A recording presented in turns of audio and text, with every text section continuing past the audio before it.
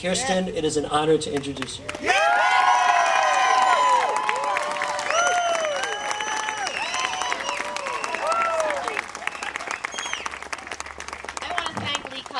And all of the teachers here today, because you have stood by me from the very beginning. And you know, my best campaign ad that I have on television right now is with my my high school teacher, who did a commercial for me, basically admonishing my opponent for not learning the lesson of telling the truth. So I'm very grateful to our teachers. I'm also very grateful to our nurses and caregivers. SEIU was one of the first unions to endorse me. And I am incredibly grateful to you because, you know, the hospital in my community is very important to me. You know, I have a little 3-year-old boy, and we've been in that emergency room a couple of times.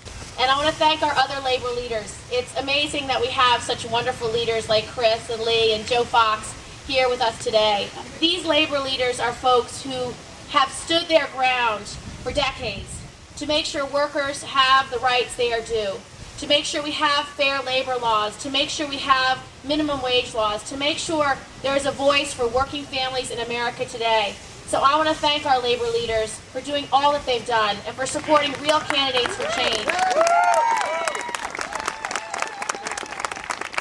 Right now we need 15 seats, and those 15 seats could not be more important, because we have a president who's made his effort over the last few years to consolidate presidential power in a way that we have never seen in the history of the United States.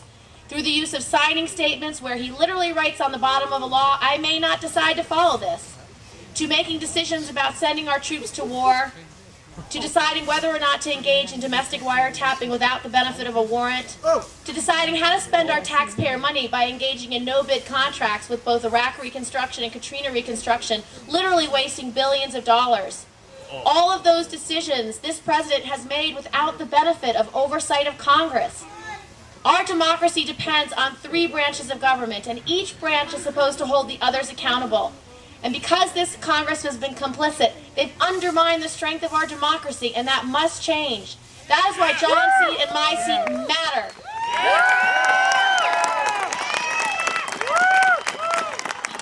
We need to change in direction in this country on every issue. You know, since FDR, we have had a belief in this country that we reward people who work hard. That is why we have Social Security. People pay into it their whole lives. It's their hard-earned money to make sure that when they retire, they have enough money for food and heating and health care. This president wants to privatize it, which means if you're 65 and the stock market crashes, you're all on your own. That is not the America I know. That is not the America I love. We should care how our seniors do. We should make sure they are not in poverty. Before FDR made that law, more than half of our seniors were in poverty. So we need to take care of each other. We need to make sure that we have an education system that is the best in the world.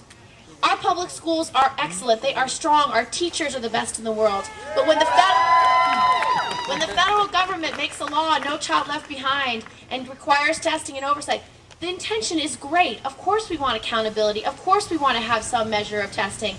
But what happens when you don't fund it is your property taxes get raised.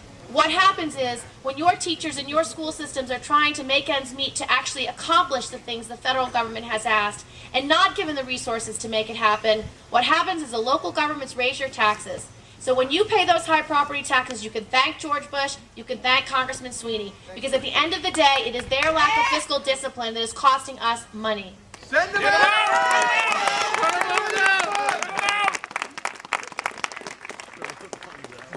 Healthcare in America is something that is very troubling to many of us here. There's not one person here whose healthcare costs have not gone up. Our wages have increased by about 25%. Healthcare costs have increased about 75%. And the reason is this. We have an insurance industry that has essentially taken over healthcare in America. And they have billion-dollar advertising budgets, million-dollar CEO salaries, and extraordinary overhead that you pay for in your deductibles, in your co-pays, in your insurance premiums. And what needs to happen is there needs to be more competition in the system. And what I would like to see is a low-cost alternative. I'd like to see Medicare be available to anyone who wants to buy into that system. And the reason why that's a policy idea that makes sense is because right now, private insurers have a 20 to 30% overhead. Medicare has about a 3% overhead. It's lower cost, it's competition, it's it's less expensive, and it's good quality care. If you made that available to anybody who wants to buy in, it would solve the problem of the nearly 47 million Americans who have no health care and the 8 million children who are without health care today.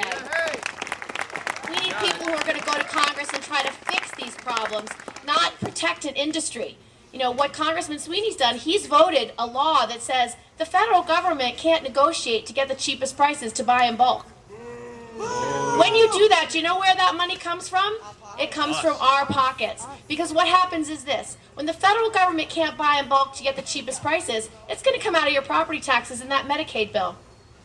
If you're not in the VA, you're going to pay the highest price. You ask any guy in the VA who served and can get his medicines through the VA, you will find that he pays hundreds of dollars less for the same medicine. I don't know why we're protecting the pharmaceutical industry. I don't know why we give them billions of dollars of taxpayer subsidies. Deals, and more deals. I think you're right. So we need people in Congress who are going to stand up to these large industries, to actually make sure they're accountable, to make sure the people of our district come first. We need middle-class tax cuts. You know, the last tax cut, the one with the dividends, the average tax cut our district received was $20.